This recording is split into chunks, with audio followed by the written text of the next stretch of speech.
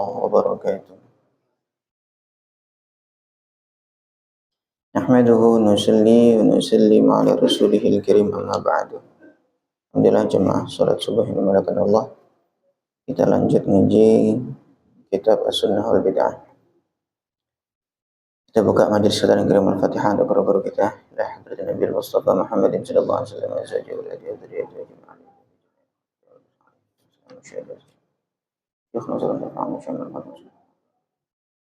إلى الشيخ عبد الله محفوظ محمد الحمد لله.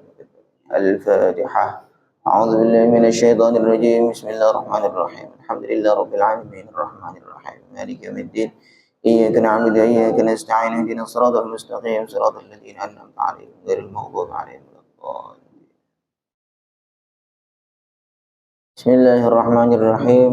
Ini bagian penutup bab kedua. Wa kama qultu sabiqan, sebagaimana aku sampaikan sebelumnya, innani, sesungguhnya aku la adda'i al-istiqsa, aku tidak akan mendalam atau menyeluruh dalam menyebutkan hadis-hadis tentang bagaimana sikap-sikap baginda Nabi sallallahu alaihi wasallam terhadap hal-hal baru. Walakinni tataba'tu, tetapi aku mencari ma tasilu ilaihi yadi, yang bisa dicapai oleh kemampuanku, min kutubis sunnah, dari kitab-kitab hadis. Jadi penulis menyampaikan, ya kemarin disampaikan sekitar 72 hadis tentang Nabi menolak hal-hal yang dibuat oleh para sahabat yang tidak dibuat oleh Nabi sallallahu alaihi wasallam. Tetapi dasar penolakan Nabi itu bukan karena Nabi tidak buat, tetapi karena alasannya bertentangan dengan syariat atau bisa menelantarkan hak-hak yang lain. Wahada, dan ini yang sudah disebutkan, hadis yang sudah disebutkan itu yu'tabaru istiqra'an, bisa dianggap sebagai penelitian, yahsulu minhu, yang bisa muncul dari penelitian itu, ma yuthbitu tawatur al-ma'nawi, sesuatu yang menetapkan tawatur maknawi. Tawatur maknawi itu mutawatir. Ini satu jenis riwayat. Riwayat mutawatir itu riwayat yang disepakati oleh banyak orang, yang mana banyak orang itu tidak mungkin berbohong, sepakat dalam kebohongan. Contoh riwayat yang mutawatir sampai kepada kita itu adalah Al-Quran. Al-Quran itu riwayat sampai kita ini mutawatir. Kita bisa yakin bahwa Quran yang kita baca sekarang itu sama dengan apa yang dibaca oleh Nabi dan para sahabat. Kenapa bisa begitu? Karena Quran ini diriwayatkan dari generasi ke generasi secara turun-temurun, dan itu semuanya sama. Semuanya sama. Kita bisa yakin Quran yang kita baca di Indonesia, kemudian di Jepang sana, di belahan dunia manapun, semuanya sama. Karena diriwayatkan dari generasi ke generasi, itu namanya mutawatir. Nah, mutawatir itu macam-macam, maksudnya ada mutawatir lafzi, secara lafadznya dia mutawatir. Jadi huruf per huruf itu dia diriwayatkan generasi ke generasi. Ada mutawatir secara maknanya. Contoh misalkan mutawatir secara makna itu hadis-hadis tentang tanda-tanda kiamat. Itu redaksinya mungkin bisa berbeda-beda, tetapi makna yang terkandung dalam hadis itu sudah didengar oleh generasi ke generasi sampailah kepada kita. Dan ini juga sama, hadis-hadis yang menceritakan tentang sikap-sikap baginda Nabi sallallahu alaihi wasallam, begitu banyaknya, bagaimana beliau menolak, bagaimana beliau menerima, ini bisa sampai pada tingkatan mutawatir ma'nawi. Li'idahi sunnatir Rasul, untuk menjelaskan sunnahnya Rasul sallallahu alaihi wasallam, fil qabuli war raddi, dalam hal menerima ataupun menolak. Ya, sunnah itu secara bahasa yaitu cara. Sunnah itu secara bahasa cara atau sikap dari baginda Nabi Shallallahu Alaihi Wasallam. Sunnah itu bukan berarti hanya yang dibuat oleh Nabi, tetapi sunnah itu ya sikap dari baginda Nabi SAW. Termasuk misalnya Nabi menolak, nah itu sunnah beliau dalam kasus ini beliau menolak begitu. Sunnah Nabi SAW dalam hal ini beliau memberi apresiasi dan seterusnya. Wa astati'u, dan aku bisa an uakkida ta'kidan jaziman, untuk menguatkan dengan penguatan yang mantap, annahu sallallahu alaihi wasallam, bahwa Nabi lam yarudda syai'an, beliau tidak menolak sesuatu, minal khairi, dari kebaikan, alladzi ja'a bihil Islam, yang Islam datang membawa kebaikan tersebut. Wa talabahu talaban amman, dan Islam juga menganjurkan perkara itu dengan anjuran yang secara umum. Min sholatin au saumin, baik berupa solat ataupun puasa, au dzikrin au tilawatin, atau zikir atau bacaan Quran, au ijtima'in ala syai'in min dzalika, atau berkumpul dalam untuk amalan-amalan tadi itu, berkumpul untuk solat, berkumpul untuk zikir, berkumpul untuk tilawah Quran, au takhsisi wirdin, atau mengkhususkan bacaan, minhu, dari ibadah-ibadah tadi, au suwarin muayyanah, atau menentukan surat-surat yang tertentu. Wa illam yakun min fi'lihi sallallahu alaihi wasallam, walaupun Nabi tidak pernah mengerjakan. Ya. Jadi dikuatkan oleh penulis kitab, aku bisa memastikan bahwa Nabi sallallahu alaihi wasallam tidak menolak kebaikan-kebaikan, amal-amal kebaikan yang dianjurkan oleh Islam secara umum. Dan dalam hal ini mengkhususkan sesuatu bacaan, mengkhususkan waktu dan segala macam, berkumpul ataupun tidak, itu juga tidak pernah ditolak oleh baginda Nabi sallallahu alaihi wasallam, walaupun tidak pernah dibuat oleh Nabi. Kan kemarin pernah contohnya kayak orang baca kulhu, setiap sholat bacanya kulhu terus. Nah, itu tidak pernah dibuat oleh Nabi sallallahu alaihi wasallam. Tetapi karena hal itu suatu kebaikan yang secara umum dianjurkan oleh agama Islam, maka itu tidak ditolak oleh baginda Nabi sallallahu alaihi wasallam. Wa anna kullama arsyadahu fihi, dan sesungguhnya segala sesuatu arsyada fihi, yang Nabi memberikan arahan dalam perkara itu, ilal iqtisadi fil ibadah, dalam sedengan, kepada sedengan dalam ibadah, innama yang toliku dalika, hanya saja yang demikian itu muncul dari beliau, min syafaqatihi, karena rasa sayang beliau, wa rahmatihi, dan sama belas kasihan beliau. Fanaha, maka beliau melarang anit tabattul, dari tabattul itu memutus semua kesibukan kecuali hanya untuk ibadah. Wa tasyaddud, dan berlebihan fil ibadati, di dalam ibadah. Nabi bahkan melarang tabattul, orang yang pokoknya tidak kerja, tidak tidur, tidak makan, hanya untuk ibadah saja, misalkan begitu. Ataupun tasyaddud terlalu memberatkan diri dalam ibadah. Khaufan alaihim, karena Nabi takut atau khawatir kepada umat, minas sa'amati, dari kebosanan. Allati qad yang tiju anha at-tafrid, yang mana kadang-kadang dari kebosanan itu akhirnya umat ini meninggalkan amal. Saking semangatnya, misalkan puasa terus menerus, tidak pernah tidak puasa. Akhirnya suatu saat ada titik dia kebosanan, ada titik dia sudah tidak mampu lagi, akhirnya bahkan dia meninggalkan amal. Dan Nabi khawatir itu, gitu. Nabi melarang, tidak boleh puasa begini. Itu tuh bukan karena puasanya yang dilarang, tetapi ada sebab yang lain. Walikulli amalin syirratun, dan setiap amal itu ada masa semangat. Kama yakun Rasulullah sallallahu alaihi wasallam, sebagaimana Nabi bersabda, faman kanat fatratuhu ila sunnati, barang siapa yang masa fatrah atau masa lemahnya menuju kepada sunnahku, fa ni'mahu, maka yang demikian adalah yang terbaik. Wa man kanat fatratuhu ilal ma'asi, dan barang siapa yang masa fatrah atau masa lemahnya itu kepada maksiat, faulaika humul halikun, maka mereka itulah orang-orang yang celaka, orang-orang yang hancur. Kama rawahu Ahmad wa rijaluhu thiqatun, sebagaimana diriwayatkan oleh Imam Ahmad dan perawi-perawinya thiqah.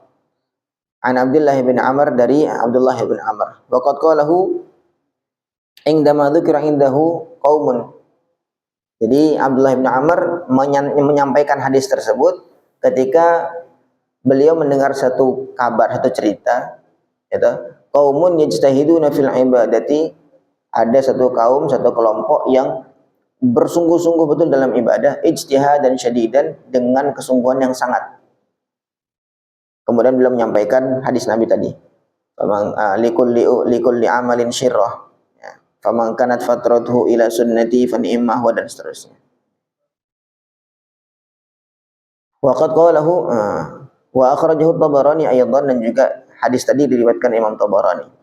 Idzan, kalau begitu, fa kullu ma uhditsa minal khair, maka apapun yang hal baru yang dikerjakan dan itu berupa kebaikan, kal auradi minal adhkar, seperti wirid-wirid dari zikir-zikir, wal ad'iyati, dan doa-doa, al waridah wa ghairil waridah, dan doa-doa yang dari Nabi ataupun yang tidak dari Nabi, doa-doa mungkin redaksinya buat sendiri dengan bahasa Arab begitu. Wassalati ala nabi, dan juga macam-macam jenis salawat kepada baginda Nabi sallallahu alaihi wasallam. Wa ahzabil Quran al-jamaiyah, dan juga hizib-hizib Al-Quran, bacaan-bacaan tertentu Quran, dan dibaca secara bersama-sama, litadarusi, untuk tadarus, untuk saling menyimak, aw ijtima'in, atau perkumpulan apapun, li syai'in minal khair, untuk suatu kebaikan, kullu dzalika la yadkhulu fi hayyizil bid'ati, yang demikian itu tidak termasuk dalam kategori bid'ah. Bal huwa min sunnati Rasul sallallahu alaihi wasallam, bahkan itu termasuk sunnahnya Rasul sallallahu alaihi wasallam. Bina'an 'alal aslil 'am ad-dali 'ala talabi, yaitu sesuai dengan dalil umum yang menganjurkan secara umum, yang menunjukkan bahwa dalil itu menganjurkan untuk mengerjakan amal-amal kebaikan tadi. Walitakririn Nabi sallallahu alaihi wasallam, dan berdasarkan penetapan baginda Nabi sallallahu alaihi wasallam, likulli anwa'in, terhadap segala macam-macam ibadah, likulli anwa'i dzalika, macam-macam ibadah itu, mimma hadatsa fi zamanihi, yaitu yang dikerjakan di zaman beliau sallallahu alaihi wasallam. Fahiya tariqatuhu wa sunnatuhu, dan inilah thariqah dan sunnahnya Nabi sallallahu alaihi wasallam. Kama alimna, sebagaimana kita ketahui, anna sunnata, bahwa sunnah, hiya thariqatu, adalah thariqah. Thariqah itu maksudnya ya jalan ataupun sikapnya seseorang. Dalam hal ini sikapnya baginda Nabi sallallahu alaihi wasallam. Biasanya kan kita umumnya orang tuh ngerti sunnah. Apa sunnah itu? Sunnah yang dikerjakan oleh Nabi. Yang enggak dikerjakan berarti tidak sunnah. Enggak, maksudnya sunnah itu apapun. Jadi sunnah itu kan satu istilah yang masing-masing disiplin ilmu itu punya pengertian tersendiri tentang sunnah. Kalau sunnah dalam istilah fikih itu satu amal yang kalau dikerjakan itu berpahala, kalau enggak dikerjakan maka tidak berdosa, kan begitu. Kemudian kalau dalam istilah hadis atau mustalah hadis, itu sunnah itu bukan itu. Sunnah itu ma jaa 'anin Nabi sallallahu alaihi wasallam qaulan wa fi'lan au takriran. Jadi apapun yang datang dari Nabi sallallahu alaihi wasallam, baik bentuk ucapan, kemudian perbuatan ataupun penetapan baginda Nabi sallallahu alaihi wasallam, itu sunnah. Jadi memiliki dua pengertian yang berbeda. Umumnya kita mengerti kan sunnah itu dibuat Nabi. Enggak dibuat Nabi berarti tidak sunnah. Enggak, kalau dari istilah hadis, penolakan dari Nabi itu pun sunnah Nabi sallallahu alaihi wasallam. Maksudnya karena ini bersumber dari Nabi, maka itu namanya sunnah baginda Nabi sallallahu alaihi wasallam. Maksudnya sikap beliau dalam menolak, itu sunnahnya. Nah, yang kita bahas di sini ini adalah sunnah dengan istilah muhaddisin, istilah ahli hadis, yaitu apapun yang datang dari Nabi sallallahu alaihi wasallam, baik itu berupa penerimaan atau penolakan, itu semua sunnah. Itu namanya thariqah. Lughatan secara bahasa, wa syar'an, dan juga secara syara'.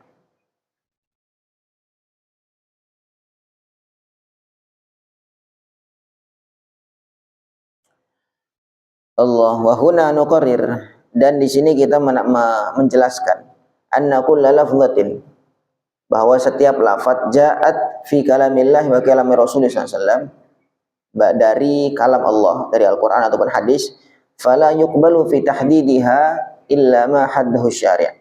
Maka untuk membatasi cakupan lafaz itu, maka tidak bisa kecuali kita mengambil batasan yang ditentukan oleh syariat itu sendiri, baik Quran ataupun hadis, laha terhadap lafaz itu, biqaulihi au fi'lihi, dengan ucapan Nabi ataupun dengan perbuatan Nabi. Fa idza lam yujad, kalau misalkan tidak ditemukan batasan yang membatasi cakupan satu lafaz, fa bil lughatil lati ja'at biha, maka kita menggunakan pendekatan bahasa yang mana syariat menggunakan bahasa itu. Dalam hal ini kan berarti bahasa Arab. Jadi satu lafaz itu kan mesti ada cakupan-cakupannya. Kayak misalkan kata-kata sunnah, maka cakupannya adalah apa namanya, kalau dalam istilah ilmu hadis berarti apapun yang datang dari Nabi sallallahu alaihi wasallam, baik berupa ucapan ataupun perbuatan ataupun penetapan Nabi sallallahu alaihi wasallam. Maka itu batasannya. Itu batasannya. Nah, batasan-batasan ini kita bisa tahu dengan mengambil dari sumbernya langsung, maksudnya dari syariat itu sendiri, Nabi sallallahu alaihi wasallam. Ataupun kalau tidak, kita menggunakan pendekatan bahasa yang dipakai oleh syariat, yaitu bahasa Arab. Wa qad ra'ayna, kita telah melihat anna Rasulullah sallallahu alaihi wasallam haddalana al-bid'ata, bahwa Nabi membatasi kepada kita satu bid'ah. Bid'ah itu dibatasi, yaitu batasannya apa? Bi muqabalatihi laha bisunnah. Nabi membatasi bid'ah itu dengan lawannya, yaitu sunnah. Bid'ah itu apa sih? Berarti yang tidak sunnah, gitu. Wa arafna, dan kita ketahui anna sunnatahu, bahwa sunnahnya Nabi sallallahu alaihi wasallam, ia tariqatuhu wa adatuhu. Sunnahnya Nabi adalah bagaimana sikap beliau dan kebiasaan beliau. Kama huwa ma'naha lughatan, sebagaimana makna sunnah itu sendiri secara bahasa. Wa arafna, dan kita ketahui anna sunnatahu, bahwa sunnahnya Nabi, wa tariqatahu, dan tariqah beliau, fi ma yahdutsu, dalam hal-hal baru yang dibuat, huwa qabulu kulli ma kana minal khair al-matlubi talaban amman, yaitu beliau menerima segala sesuatu berupa kebaikan yang memang dianjurkan, baik anjuran itu secara umum ataupun secara khusus dalam syariat. Walam yukhalifil masyru'a, dan tidak bertentangan dengan syariat. Nabi, sunnahnya Nabi adalah beliau tidak pernah menolak kebaikan-kebaikan apapun selama masih ada anjuran dari syariat secara umum ataupun secara khusus, dan tidak bertentangan dengan syariat. Faqabuluhu lidzalika, maka penerimaan Nabi itu huwa sunnatuhu, itulah sunnah Nabi. Walladzina yaquluna fi mithlihi bid'atun, walladzina yaquluna fi mithli bid'atan, yang orang-orang yang mengatakan amal-amal baru yang apa namanya, tidak dibuat oleh Nabi itu adalah bid'ah, padahal diterima oleh Nabi sallallahu alaihi wasallam, padahal Nabi sendiri menerima, tapi orang-orang mengatakan karena enggak dibuat oleh Nabi itu bid'ah. Wa yusirruna ala ta'mimiha, dan bahkan mereka bersikeras untuk generalisir bid'ah itu, likulli muhdatsin, untuk segala sesuatu yang baru. Setiap apa yang baru, semua bid'ah, semua bid'ah. Fahum, maka mereka itu yahkumuna bil bid'ati, mereka menghukumi bid'ah ala ma aqarrahu Rasulullah SAW, terhadap sesuatu yang bahkan oleh Nabi ditetapkan. Walam yaruddahu, dan tidak ditolak oleh Nabi Shallallahu Alaihi Wasallam, kan gitu. Jadi sunnahnya Nabi adalah tidak menolak segala sesuatu kebaikan yang mana oleh syariat itu dianjurkan secara umum, dan tidak bertentangan dengan syariat. Nah, kemudian kalau ada orang-orang yang karena tidak dibuat oleh Nabi, amal ini nggak dibuat oleh Nabi, maka mereka mengatakan, oh ini bid'ah. Bahkan mereka mengeneralisir segala sesuatu yang baru yang nggak dibuat oleh Nabi, itu semua bid'ah. Maka berarti mereka menyatakan sesuatu yang bahkan oleh Nabi ditetapkan, mereka katakan bid'ah. Dan berarti kan mereka bertentangan dengan Nabi. Walihada, karena itu fahum mukhalifuna Rasul, maka mereka ini bertentangan dengan Rasul sallallahu alaihi wasallam. Wa mutajafuna an sunnati, dan mereka menjauh dari sunnah Nabi sallallahu alaihi wasallam, wa tariqatihi, dan tariqahnya Nabi, wa hadihi, dan petunjuk Nabi. Allahu akbar. Wa ayyu kalamin falsafi au kalamin nadhari, apapun ucapan-ucapan filsaf, secara falsafi atau nadhari, fi muqabili sunnati Rasulullah SAW, yang berhadapan dengan sunnah Rasulullah SAW, fahuwa kalamun marfud, maka kalam itu atau pendapat itu tertolak. La yuhtaju bihi, tidak bisa dijadikan hujjah. Li'annahu, karena hal itu, mujafin li sunnati Rasulullah SAW, menjauh terhadap sunnah Rasul sallallahu alaihi wasallam. Fal bid'atu idzan, maka bid'ah itu kalau begitu bisa disimpulkan hiya ma khalafal masyru'. Bid'ah itu adalah apa-apa yang bertentangan dengan syariat. Mimma amilahu Rasulullah sallallahu alaihi wasallam, syariat itu adalah yang dibuat oleh Rasulullah sallallahu alaihi wasallam, au aqarrahu, atau yang ditetapkan oleh Nabi sallallahu alaihi wasallam. Maksudnya aqarrahu itu berarti Nabi menetapkan tanpa beliau mengerjakan. Ada orang berbuat, kemudian Nabi mengiyakan, itu namanya iqrar. Au aqarra mithlahu, atau Nabi menetapkan yang semacamnya. Bal hiya fil waqi', bahkan bid'ah itu secara kenyataan ma raddahu Rasul sallallahu alaihi wasallam, apa-apa yang ditolak oleh Nabi sallallahu alaihi wasallam, walam najidhu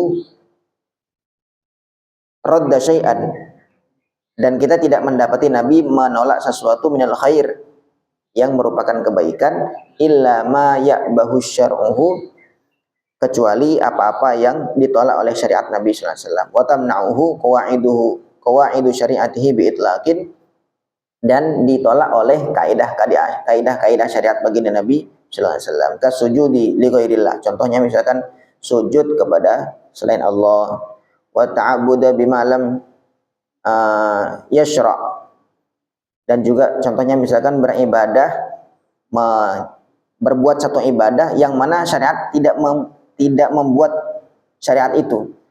Contoh ka'adamil istidlal, seperti tidak mau berteduh. Saya mau beribadah, ibadah baru ini. Contohnya apa? Saya bentuk takarrubnya mendekat dengan Allah tuh dengan tidak mau berteduh, pokoknya panas-panasan terus, begitu. Nah, itu kan syariat tidak menganjurkan itu, tidak membuat syariat itu. Kemudian dia menyatakan itu sebagai ibadah, gitu. Nah, itu namanya bid'ah. Wa adamil qu'ud, tidak mau duduk misalkan. Saya pokoknya mau berdiri terus. Kenapa berdiri ya? Karena memang saya mau mendekat dengan Allah dengan cara ini, tidak mau duduk. Wa adamil kalam, enggak mau ngomong, puasa ngomong. Au bima sadama nassan, atau ketika bertentangan atau bertabrakan dengan nas syariat. Kasaumi yaumil Aid, contohnya misalkan sudah ada larangan hari Id, kemudian kita malah puasa waktu itu. Puasa memang secara umum dianjurkan, tetapi kan ada dari syariat sendiri membatasi. Ada hari-hari yang dilarang untuk puasa. Contohnya misalkan hari Id, Idul Fitri atau Idul Adha, nah itu sudah jelas larangan syariat. Kok malah ditabrak, malah puasa di hari itu, maka itu namanya bid'ah. Itu malah yang tidak bertentangan dengan syariat. Au takhsis yaumil jum'ah, atau mengkhususkan hari Jumat bisyamin dengan puasa, au lailatiha, atau mengkhususkan malam Jumat biqiyamin dengan salat malam. Itu memang sudah ada jelas larangannya dari Nabi. Au tajawuzi ma haddahu syari', atau melampaui apa-apa yang sudah dibatasi oleh syariat. Kadzuhri arba'an, seperti salat zuhur itu secara syariat sudah dibatasi 4 rakaat. Terus kita nambah jadi 5 rakaat, 10 rakaat begitu. Salat zuhur biar lebih banyak pahalanya, ditambah dari 4 jadi 5, 10 dan seterusnya. Nah, itu bertentangan dengan syariat. Amma takhsisu malam yurid man'un min takhsisihi. Adapun mengkhususkan sesuatu yang tidak ada larangan dalam mengkhususkan itu, au tahdidi malam yuhaddid syari', atau membatasi sesuatu yang syariat tidak membatasi, au atlaqahu, atau syariat membebaskan, fahuwa bakin ala rukhsati li umumi talab, maka itu tetap berlaku keumuman anjuran. Kayak baca Al-Quran misalkan, baca Quran itu syariat tidak membatasi harus dibaca semuanya dari juz 1 sampai juz 30, enggak ada. Syariat pokoknya man qara'al Quran, siapa yang baca Quran maka setiap hurufnya mendapatkan kebaikan 10 dan seterusnya. Pokoknya mana aja yang dibaca. Dan syariat tidak membatasi. Terus kita mau membatasi, kita cuma baca Yasin terus, atau kita bacanya Al-Baqarah aja terus, maka itu tidak masalah. Fahuwa bakin ala rukhsati li umumi talab, maka itu tetap bisa diamalkan karena memang syariat itu menganjurkan secara umum, tidak dibatasi.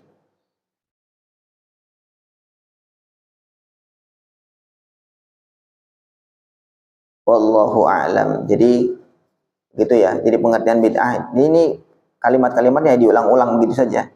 Intinya bid'ah itu bisa kita pahami yang bertentangan dengan syariat. Sama sekali tidak ada dalil baik dari Al-Qur'an ataupun hadis ataupun qiyas ataupun ijma'. Sedangkan yang lain walaupun tidak secara langsung dibuat oleh baginda Nabi Shallallahu alaihi wasallam, tetapi masih ada anjuran secara umum, maka itu tidak termasuk dalam kategori bid'ah yang dilarang oleh baginda Nabi Shallallahu alaihi wasallam. Lagi-lagi bid'ah itu sendiri kan bisa kita pandang, bisa kita lihat dari dua sisi. Bid'ah itu sendiri bisa kita pandang dari dua sisi. Yang pertama dari sisi bahasa. Apa sih bid'ah itu? Ya bid'ah itu sesuatu yang baru. Kalau kita melihat dari sisi bahasa Arab, bid'ah itu kan bahasa Arab, bukan bahasa Indonesia. Kemudian kita lihat, kita maknai secara bahasa, berarti kan mencakup semuanya. Apapun hal baru yang sebelumnya nggak ada contoh, berarti itu bid'ah. Ya sudah, baik itu urusan agama ataupun urusan dunia, apapun itu yang baru bisa kita katakan sebagai bid'ah. Ya, begitu. Nah kemudian berarti kalau dengan begitu, dengan pengertian bahwa semua yang baru secara bahasa lah ya, itu adalah bid'ah, maka tentu tidak semua bid'ah itu buruk. Ya, contohnya misalkan salat tarawih ini, salat tarawih 20, salat tarawih dengan 20 dan dengan berkumpul satu imam. Waktu itu digagas oleh Sayyidina Umar radhiyallahu taala anhu. Karena waktu zaman Nabi masih hidup itu tarawihnya nggak seperti itu. Tarawihnya ya sendiri-sendiri, mencar-mencar, pokoknya menghidupkan malam Ramadan gitu saja. Nah kemudian sejak zaman Sayyidina Umar, beliau punya satu pandangan, kayaknya bagus nih kalau dijadikan satu imam, satu jamaah. Kemudian waktu itu dibuat sama Sayyidina Umar 20 rakaat. Maka 20 rakaat ini kan hal baru.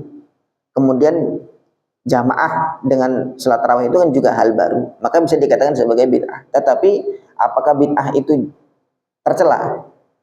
Tidak tercela. Memang secara bahasa bisa dikatakan sebagai bid'ah, tetapi dia tidak tercela karena secara syariat masih dalam cakupan anjuran syariat. Masih dalam cakupan anjuran syariat. Contoh misalkan kayak pembukuan kitab-kitab hadis, kitab-kitab fikih. Kitab-kitab fikih itu kan zaman sahabat tidak ada itu. Rukun sholat ada sekian-sekian. Kemudian rukun haji tidak ada. Kemudian baru dibukukan oleh para ulama. Itu kan hal baru itu. Pembukuan rangkuman fikih-fikih dirinci syarat-syaratnya. Zaman Nabi sahabat itu nggak ada syarat-syaratnya, ini enggak. Haid misalkan begini, penjelasan seperti ini enggak. Tapi rincian seperti itu hal baru, maka secara bahasa bisa dikatakan sebagai bid'ah. Tetapi apakah secara syariat itu buruk atau dilarang?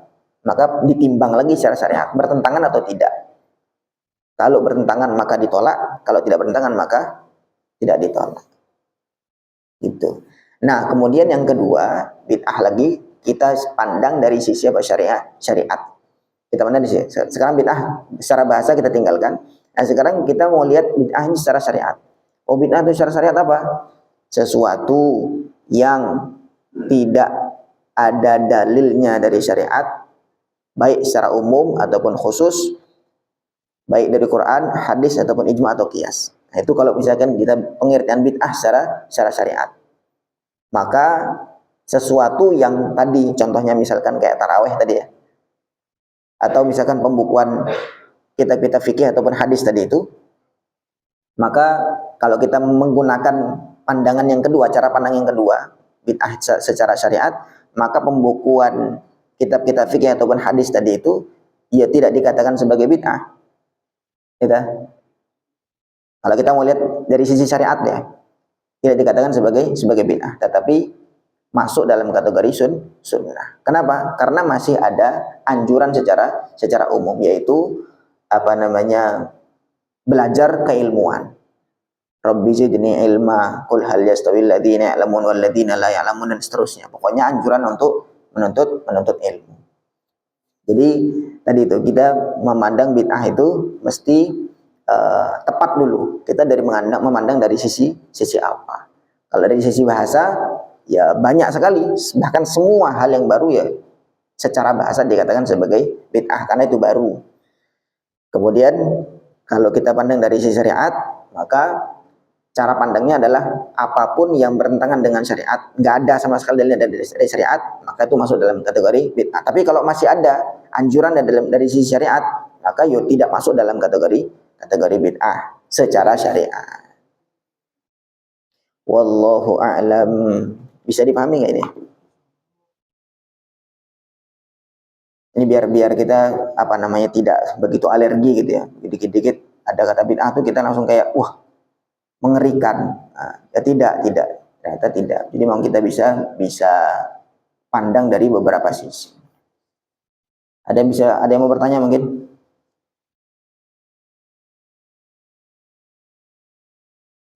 Wallahu a'lam. Mungkin besok ada bab tentang al-amal bil hadits dhaif, mengamalkan hadis-hadis dhaif. Ini juga yang banyak dipermasalahkan oleh beberapa orang. Hadis dhaif itu gimana? Mengamalkan hadis dhaif nanti kita bahas insyaallah. Mudah-mudahan apa yang kita kaji bisa dipahami dan bisa menjadi tambahan ilmu untuk kita semua. Subhanallah bihamdihi, subhanakallahumma bihamdika, asyhadu an la ilaha illa anta, astaghfiruka wa atubu ilaik. Assalamualaikum warahmatullahi wabarakatuh.